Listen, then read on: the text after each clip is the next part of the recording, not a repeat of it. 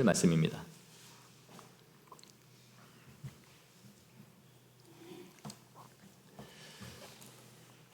13장 17절에서 22절 교독하도록 하겠습니다. 제가 먼저 17절 읽겠습니다. 바로가 백성을 보낸 후에 블레셋 사람의 땅의 길은 가까울지라도 하나님이 그들을 그 길로 인도하지 아니하셨으니 이는 하나님이 말씀하시기를 이 백성이 전쟁을 하게 되면 마음을 돌이켜 애굽으로 돌아갈까 하셨음이라.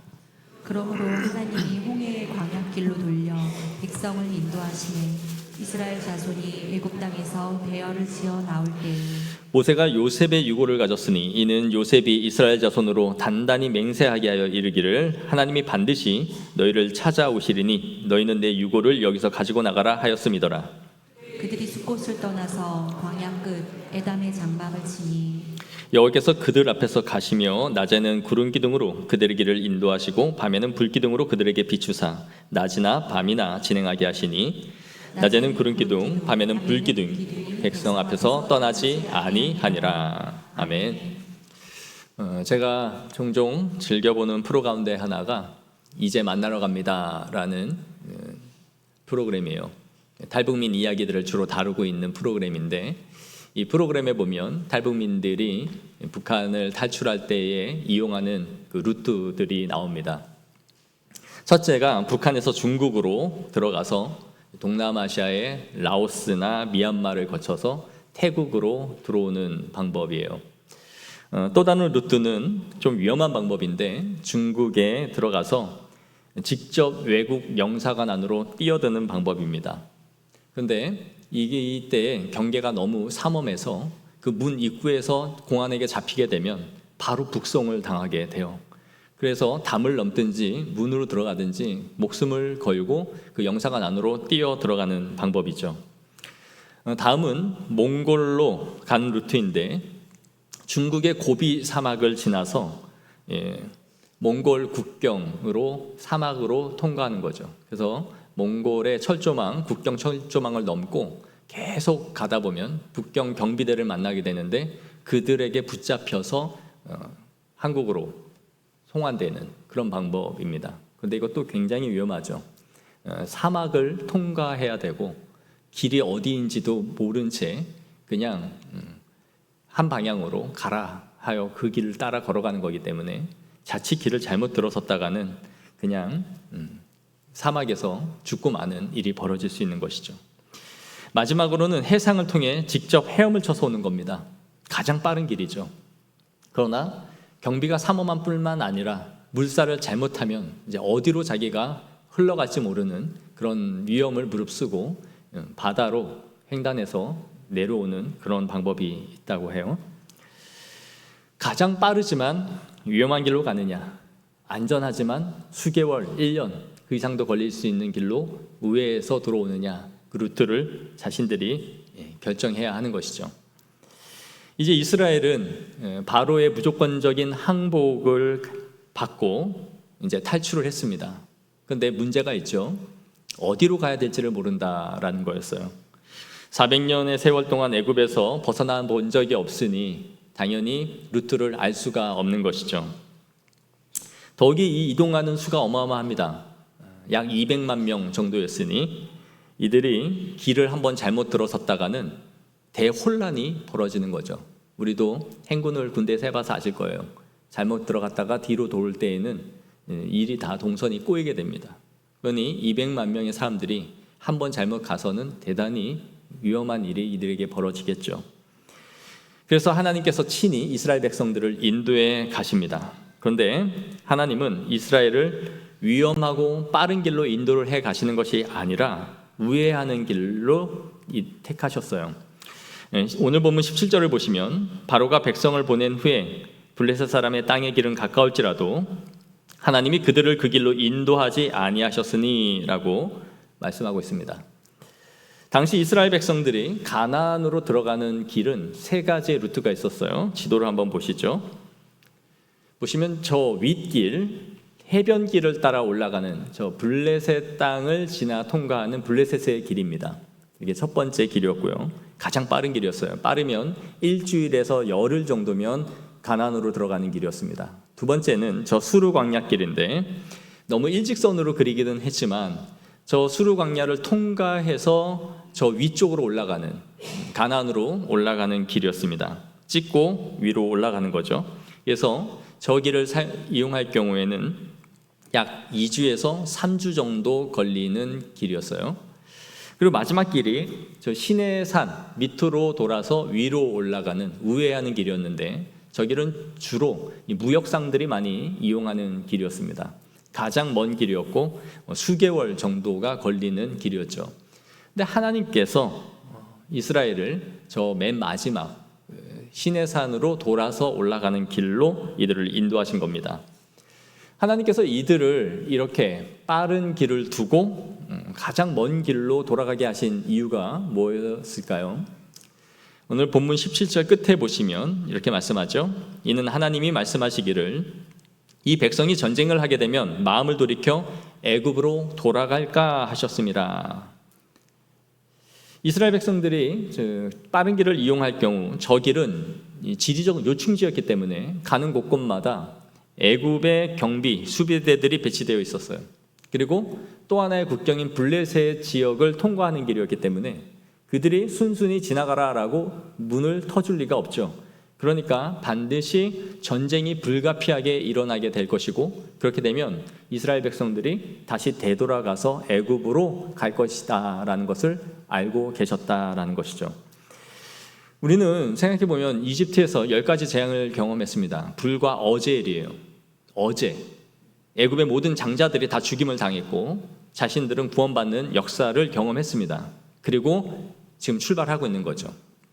이렇게 10가지의 큰 재앙을 애굽에 내리시는 것을 경험했는데, 전쟁 한번 경험한다고 하여 이스라엘 백성들이 다시 애굽으로 돌아갈 생각을 할까? 그런 생각을 할 수 있지만 민수기 14장 3절을 보시겠습니다. 한번 읽겠습니다. 시작. 어찌하여 여호와가 우리를 그 땅으로 인도하여 칼에 쓰러지게 하려 하는가? 우리 처자가 사로잡히리니 애굽으로 돌아가는 것이 낫지 아니하랴. 아멘. 지금 민수기의 저 말을 이스라엘 백성들이 할 때는 약 출애굽한 지 2년 정도가 지났을 시점이에요.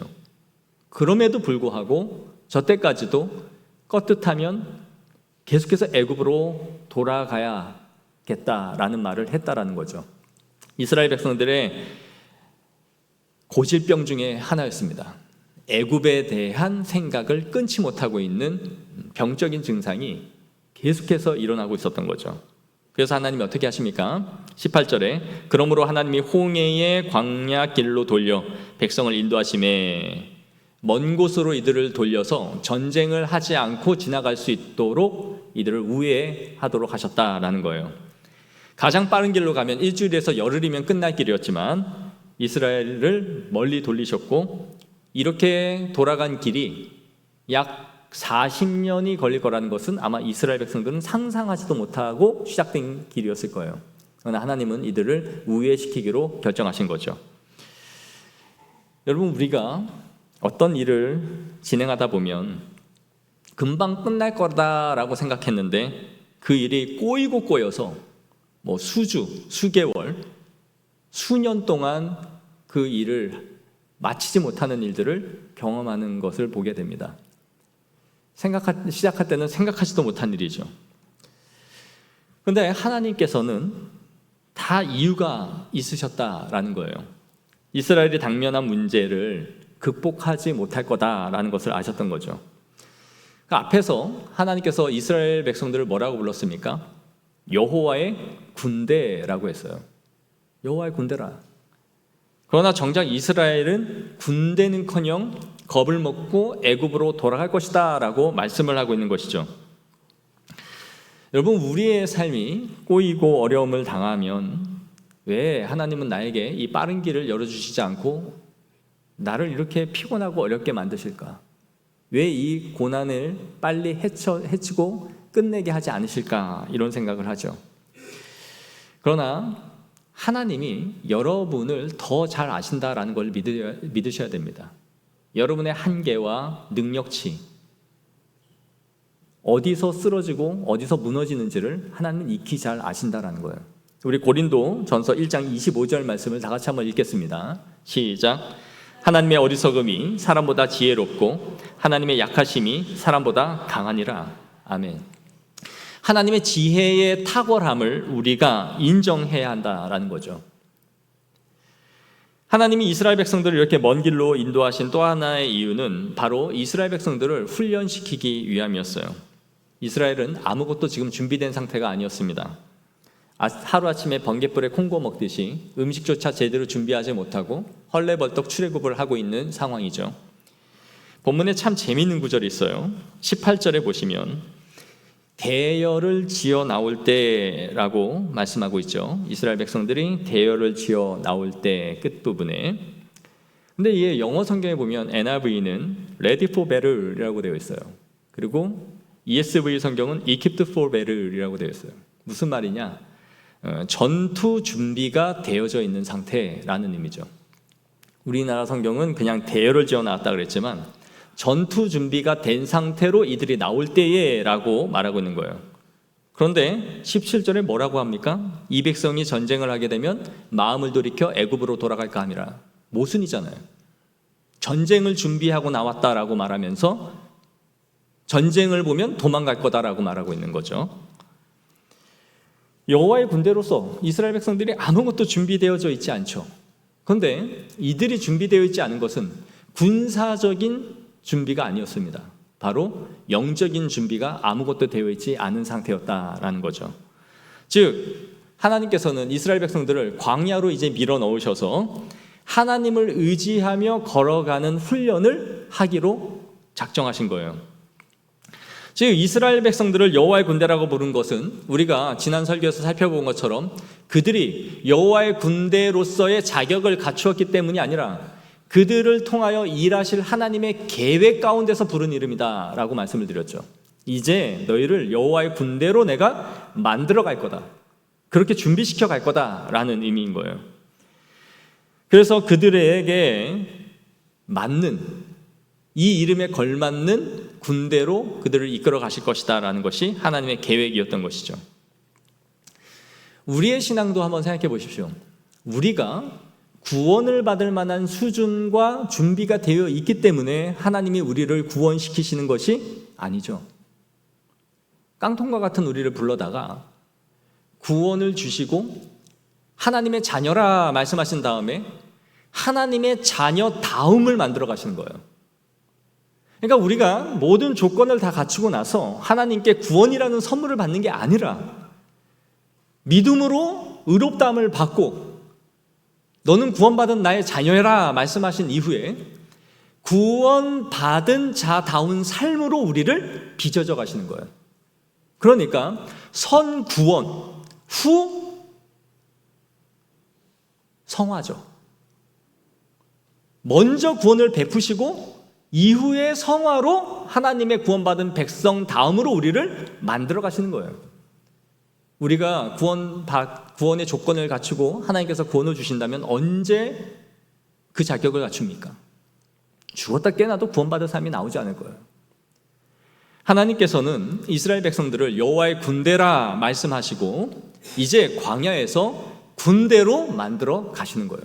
그 군대를 만드는 기간이 40년이 걸린 거고 그 군대가 완성되었을 때에 가나안을 이제 정복해서 들어가죠. 그래서 하나님이 이스라엘을 준비시키기 위하여 광야로 데려가시고 있는 것입니다. 세 번째로 하나님께서 이스라엘 백성들을 이렇게 우회로 인도하시는 것은 하나님의 영광을 위한 밑작업을 그리고 있는 것이다 할 수 있어요. 바로가 이스라엘을 내보내도록 그렇게 하나님이 역사는 하셨지만 아직 하나님의 큰 그림은 완성되지 않았던 거예요. 우리가 아까 지도에서 살펴본 것처럼 첫 번째, 두 번째 루트는 다 내륙으로 걸어 올라가는 길이에요. 그런데 세 번째 루트는 홍해를 건너서 지나가는 길이죠. 하나님은 홍해를 가로질러 이스라엘을 가게 하심으로써 이스라엘을 추격하는 애굽의 군대가 홍해로 이끌려 들어오도록 하신 거예요. 그래서 최종적으로 이스라엘을 추격하는 애굽 군대를 홍해에 수장시켜 버림으로써 추격하고자 하는 마지막 의지를 꺾어버리는 것이 하나님의 최종적인 목표였던 거예요. 그래서 하나님이 이걸 통해 자신의 역사, 영광을 이제는 드러내겠다라고 계획하신 것이죠. 그래서 14장 4절 말씀을 보겠습니다. 우리 다 같이 한번 읽겠습니다. 시작. 내가 바로의 마음을 완악하게 한즉 내가 그와 그의 온 군대로 말미암아 영광을 얻어 애굽 사람들이 나를 여호와인 줄 알게 하리라 하시매 무리가 그대로 행하니라. 아멘. 즉 하나님의 영광을 얻게 하기 위하여 여호와 하나님을 인정하게 하도록 그들을 최종적으로 홍해에 수장시키는 것이 하나님의 큰 그림이었다라는 거죠. 그러므로 사랑하는 성도 여러분, 우리의 예상을 뒤엎는 일들, 우리가 자꾸 돌고 도는 것처럼 일이 미지근하고 지연되는 것 같은 그 상황들이 우리에게 일어나고 있을 그때에도 여러분들은 항상 생각해야 돼요. 하나님은 내가 받을 준비가 되어 있지 않기 때문에 돌리고 계신지 모른다. 그리고 나를 준비시켜 가신다. 내가 극복할 수 있는 역량과 한계, 내 능력치를 하나님은 이미 알고 계시기에 그분의 탁월한 지혜로 이 상황을 돌고 돌리셔서 우리가 받을 수 있는 준비를 해 가신다는 걸 믿으시기 바랍니다. 하나님이 큰 복을 우리에게 주시기 위해서라도 받을 수 있는 준비를 갖추고 주시는 분이 하나님이신 거예요. 이렇게 급하게 출애굽을 하는 와중에 이스라엘 백성들은 잊지 않고 지금 가지고 가는 게 있습니다. 뭡니까? 요셉의 유골이었어요. 요셉의 유골을 가지고 가는 것은 그가 죽기 전에 그렇게 유언을 했기 때문이죠. 우리 창세기 50장 24절 25절 말씀을 다 같이 보겠습니다. 시작. 요셉이 그의 형제들에게 이르되 나는 죽을 것이나 하나님이 당신들을 돌보시고 당신들을 이 땅에서 인도하여 내사 아브라함과 이삭과 야곱에게 맹세하신 땅에 이르게 하시리라 하고, 요셉이 또 이스라엘 자손에게 맹세시켜 이르기를 하나님이 반드시 당신들을 돌보시리니 당신들은 여기서 내 해골을 메고 올라가겠다 하라 하였더라. 아멘. 우리는 이걸 보면 요셉이 얼마나 그 죽음의 임종 직전까지도 하나님의 약속을 굳게 붙잡은 사람이었는가 하는 것을 볼 수 있죠. 여러분, 우리가 죽으면서 재산 나누다가 죽는 게 우리의 목표가 아닙니다. 이거는 너 갖고 이거는 네가 갖고 그렇게 해서 유서 쓰고 유언 남기는 게 우리가 해야 할 자리가 아니에요. 이 요셉은 이 죽음 앞에서도 아브라함의 약속을 기억했다라는 거예요. 이 땅을 주시겠다라는 아브라함의 약속은 하나님이 요셉에게 직접 주신 말씀이 아니죠. 그의 조상 아브라함에게 했던 약속이에요. 아브라함과 이삭과 야곱과 요셉에게 이어져 갔던 거예요. 그러면 이 기간이 어느 정도냐? 약 300년인 거예요. 300년 전에 했던 약속이고 정확히는 286년 전입니다. 그 약속을 4대에 이른 요셉이 끝까지 기억하고 있었다는 거예요. 죽음 직전에 있어서도. 19절에 보시면 요셉이 이스라엘 자손으로 단단히 맹세하게 하였다라고 말하고 있죠. 원문에 보시면 그가 맹세시키고 또 맹세시켰다라고 되어 있어요. 2번 맹세를 이렇게 강조하여 말한 것은 반드시 내 유고를 가지고 나가야 된다라는 것이에요. 19절에 또 뭐라고 되어 있어요? 하나님이 반드시 너희를 찾아오시리니 라고 했죠. 앞에 것과 동일한 구조로 되어 있어요. 원문에는 반드시 찾아오시고 찾아오실 것이니 라는 의미예요. 찾아오고 또 찾아올 것이다 라는 것은 하나님이 너희에게 찾아오셔서 반드시 출애굽을 시킬 것이다. 그러니 너는 반드시 내 유고를 가지고 나가야 된다라고 말한 거죠. 그러니까 요셉은 이 죽음 앞에서 아브라함에게 하신 이 언약을 끝까지 붙잡고 있었고, 우리는 반드시 출애굽할 것이고 그때 너희는 내 유고를 갖고 나가야 된다라고 맹세시켰던 거예요. 그리고 이것을 400년 후에 이스라엘 백성들도 잊지 않고 모세가 이 유고를 가지고 나가고 있는 거죠. 여러분, 요셉이 이 유언을 할 때 그의 위치가 뭐였습니까? 총리 아니었습니까? 세계 대통령의 제2인자의 위치에 있는 사람이었어요. 그는 노예살이를 단 한 번도 경험한 적이 없었고 당시 이스라엘 백성들도 요셉 덕분에 아주 편하게 먹고 잘 살고 있었습니다. 그러나 요셉은 그 죽음의 순간에도 단 한순간도 이곳에서 내가 번창한 것처럼 너희도 이곳에서 만세수를 누리면서 대대로 이곳에 살아갈 거라는 생각을 하지 않았다라는 거예요. 하나님은 반드시 우리를 가나안 땅으로 보낼 것이고 나 역시도 이곳에 영원히 묻히지 않을 것이다 라는 믿음을 갖고 있었던 거죠. 그가 총리였으니 그의 무덤은 얼마나 대단했겠습니까? 우리가 창세기에서 살펴본 것처럼 국가장으로 치러졌습니다. 국장이었어요. 수십 일을 사람들이 애곡을 했고 그리고 그의 시체는 분명히 미라로 처리했을 겁니다. 그들의 관습에 따라서. 그럼에도 불구하고 요셉은 자신의 죽음 앞에서도 끝까지 약속의 땅을 바라봤다라는 것이죠. 여러분, 우리는 이 땅에 살아가면서 자주 자신에게 물어봐야 됩니다. 나의 죽음 앞에, 나의 임종 앞에 나는 무엇을 남기는 사람일까? 그리고 나는 무엇을 바라보며 살아가는 사람일까? 이것이 우리를 염세주의적으로 만들어서 이래도 죽고 저래도 죽는 거 그냥 살자, 대충대충 그렇게 사는 사람은 없죠. 그러나 하나님 앞에서의 책임 있는 삶과 마지막 때에 하나님 앞에 기억될 나의 영원한 집이 무엇인지를 바라보고 있느냐라는 거예요. 하나님이 예비하신 하늘나라를 바라보며 그 약속을 붙잡고 걸어가는 성도들이 되기를 원합니다. 우리가 비록 이 땅에 살고 있지만 하늘의 소망을 갖고 있는 성도들이어야 우리가 이 세상에서 세속화되지 않고 믿음으로 살아갈 수 있는 줄을 믿습니다. 마지막으로 출애굽한 이스라엘 백성들은 이제 20절에 보시면 숫곳을 떠나 에돔으로 이동을 했다라고 되어 있어요. 그런데 이 위치가 학자들은 어디인지 정확히 모릅니다. 그냥 어느 정도 추정하고 있는 것은 람셋에서 24km 정도 떨어진 곳이 아마 숫곳이었다라고 추정을 해요. 그러니까 6월절이 14일이었으니까 이들이 15일 날 이곳에 이른 것이고 밤에 이곳에서 야영을 하고 있는 거죠. 그리고 그 다음날 에담으로 가서 진을 쳤다라고 되어 있는데 숫곳에서 에담까지는 약 32km 정도 또 행군을 한 겁니다. 그리고 하나님이 이곳에서부터 직접 이스라엘 백성들을 인도해 가시기 시작해요. 바로 불기둥과 구름기둥을 보내주신 것이죠. 하나님이 보내주신 구름기둥과 불기둥은 이스라엘에게 어떤 역할을 했을까요? 오늘날의 내비게이션이라 할 수 있죠. 저는 운전병 출신인데요. 내비게이션이 없으면 아무것도 못 갑니다. 길을 잘 몰라요.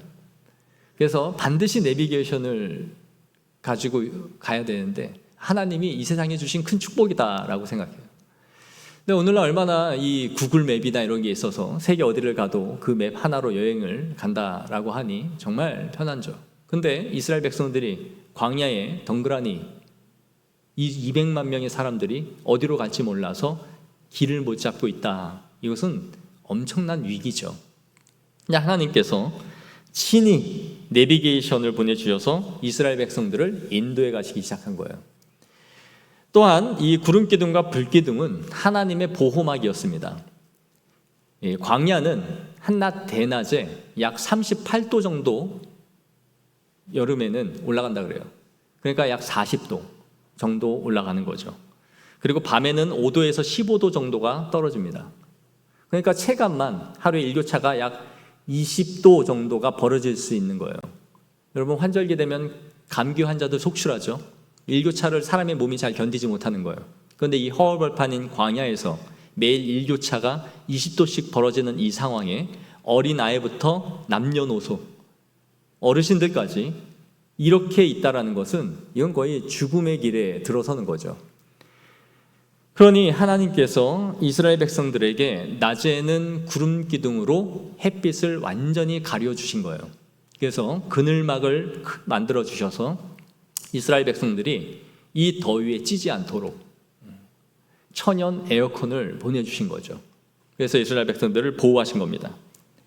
그리고 밤에는 불기둥을 보내신 거죠. 여러분, 낮에 요즘 우리나라 횡단보도에 서면 그 파라솔 같은 것도 쳐줘가지고 얼마나 그 그늘막에 잠시 그 1분 정도 대기하는 것도 힘들지 말라고 정말 좋은 나라예요. 우리나라는 그 그늘막도 만들어주는데, 학교 다닐 때 여러분 월요일날 조회한다고 그 때 앞편에 아이들을 다 세워놓고 조회를 했어요. 매주. 그막 쿵쿵 소리 나서 쳐다보면 한두 명씩 쓰러져가지고 선생님이 없고 양호실로 다 달려가는 것을 매주 봤습니다. 오늘 아마 요즘에 이렇게 해서 애들이 쓰러졌다 그러면 학교 전화 오고 난리가 날 거예요. 때 앞편에 애들을 세워가지고 조회를 그 무슨 좋은 후나라 듣겠다고 교장이 학생 여러분 뭐 그런 얘기를 한다고. 근데 이 진짜 더위에 사람이 있는다는 거는 견디지 못할 일이죠. 하나님께서 이 구름 기둥으로 철저하게 이스라엘을 보호하시고 밤에는 불 기둥으로 이들에게 손난로 따뜻한 온실 효과를 만들어 주셔서 이스라엘 백성들이 지나갈 수 있도록 역사해 주신 거죠. 그래서 하나님이 철저하게 얼마나 세밀하게 이스라엘 백성들을 지키고 보호하고 계신지를 보여주고 있는 거예요. 그리고 세 번째로 이 구름 기둥과 불 기둥은 이스라엘 백성들에게는 신호등과 같은 역할이었어요. 이후에 보면 알겠지만 구름 기둥이 위로 떠오르면 출발 준비를 하라라는 의미였고, 가던 이 기둥이 내려앉으면 정착, 텐트를 쳐라라는 것이었죠. 그래서 가고 서는 모든 길에 바로 이 구름 기둥과 불 기둥이 길을 인도하고 가는 시간과 때를 움직여줬던 것이 바로 이 구름 기둥과 불 기둥이었던 거예요. 오늘날 우리는 이렇게 인도를 받고 있느냐 할 때 뭘 봅니까? 라고 할 수 있지만 우리에게는 더한 불기둥과 구름기둥이 있는 거예요. 뭐죠? 성령이 여러분 안에 항상 내주하시는 거예요. 말씀을 붙잡고 주님 앞에 묻고 나아가면 하나님께서는 친히 우리가 갈 길을 말씀하시는 분이에요. 뜬구름 잡듯이 걸어가는 게 아니라 주님의 말씀이 내 발의 등이요 내 길에 빛이니이다 라는 이 말씀처럼 우리가 주님 앞에 순종하고자 하면 성령님께서 우리에게 가르치시고 친히 인도하시는 분이시다라는 것이죠. 우리 말씀을 맺겠습니다. 사랑하는 성도 여러분, 우리가 살아가면서 우리의 인생이 멀리 돌아갈 때에 우리는 생각해야 됩니다. 내 인생 왜 이렇게 자꾸 더럽게 꼬이기만 하나? 만나는 사람들마다 하는 것마다 왜 이렇게 진행이 안 되냐 할 것이 아니라 하나님께서 친히 인도하시고 우리의 한계와 능력치를 아시고 하나님께서 정하신 때에 우리를 인도해 가시고 그걸 준비시켜 가시고 있구나라는 믿음으로 걸어가기를 원합니다. 그리고 하나님의 얼마나 친밀하신 손길과 사랑으로 우리를 덮어서 이끌어 가시는지, 이 광야에서 내비게이션이 되시고 신호등이 되시고 우리의 손난로가 되시고 우리의 시원한 그늘이 되어주셔서 우리를 이끌어 가신다라는 것을 우리의 삶 가운데 깊이 느끼고 체험하며 걸어갈 수 있는 우리 성도들의 삶이 되어지기를 축복합니다. 우리 주신 말씀 가지고 기도하도록 하겠습니다. 기도하실 때에 하나님, 우리의 인생의 항로를 주님이 정해져 가신다라는 것을 믿고 내가 원하는 길과 속도가 아니라 하나님이 우리에게 주신 길이 옳다라는 것을 인정하며 걸어가게 하여 주옵소서. 지금도 구름 기둥과 불 기둥으로 우리를 인도하신다는 것을, 성령님으로 우리를 친히 이끌어 가신다는 것을 믿고 의지하며 한 주간 하나님과 동행하는 삶이 되게 하여 달라고 우리 주신 말씀 붙잡고 기도하겠습니다. 하나님 아버지, 오늘도 우리에게 말씀하시고 우리에게 주신 바 이 거룩하신 말씀을 우리의 마음에 새겨 주님의 말씀을 따라 걸어가게 하여 주시옵소서. 하나님, 때로는 우리의 인생이 구부이 돌고 우리가 원치 않는 길과 방향으로 걸어갈 때가 많이 있습니다. 그러나 아버지여, 주님을 신뢰하게 없어서 나의 지혜나 나의 생각보다 위대하고 뛰어나시며 우리에게 좋은 것을 주시길 원하시고 이끌어 가신다는 것을 믿어 의심치 아니하며 하나님을 바라보고 주님 앞에 우리가 설 수 있도록 하나님 역사하여 주옵소서. 아버지 하나님, 한 주간 살아갈 때에 우리의 길을 인도하여 주옵소서. 우리의 가고 서는 것 주님의 손 안에 있사오니 믿음으로 우리의 발걸음을 내딛게 하여 주시고 그때마다 우리의 길을 보이사 하나님께서 가장 영광 받으신 자리로 우리를 인도하여 주옵소서. 주님 주관하옵소서. 거룩하신 예수님. 하나님 아버지, 우리의 걸어가는 인생길 사람이 계획할지라도 우리의 길을 인도하시는 분은 하나님이신 줄을 믿습니다. 우리의 지혜와 명철을 의지하지 말고 하나님을 경외하는 자들이 되게 하옵소서. 내가 나의 인생의 길과 방향과 속도를 정하는 자들이 아니라 하나님이 나에게 허락하신 길이 가장 선하고 좋은 길이라는 것을 믿어 의심치 아니하며 주님 앞에 우리의 인생의 항로를 맡기며 걸어갈 수 있는 성도들이 되게 하옵소서. 우리에게 구름기둥과 불기둥을 보내주셨던 것처럼 성령님께서 우리를 친히 인도하여 주시고 주님의 말씀이 내 발에 등이 되고 길에 빛이 되게 하사 그 길을 따라 걸어갈 때에 주님과 동행하는 기쁨과 감사가 넘쳐나게 하옵소서. 비록 우리가 걸어가는 길이 인생의 광야 같을지라도 하나님께서 함께 하시기에 은혜의 대로가 되게 하여 주옵소서. 감사드리며 거룩하신 예수 그리스도 이름으로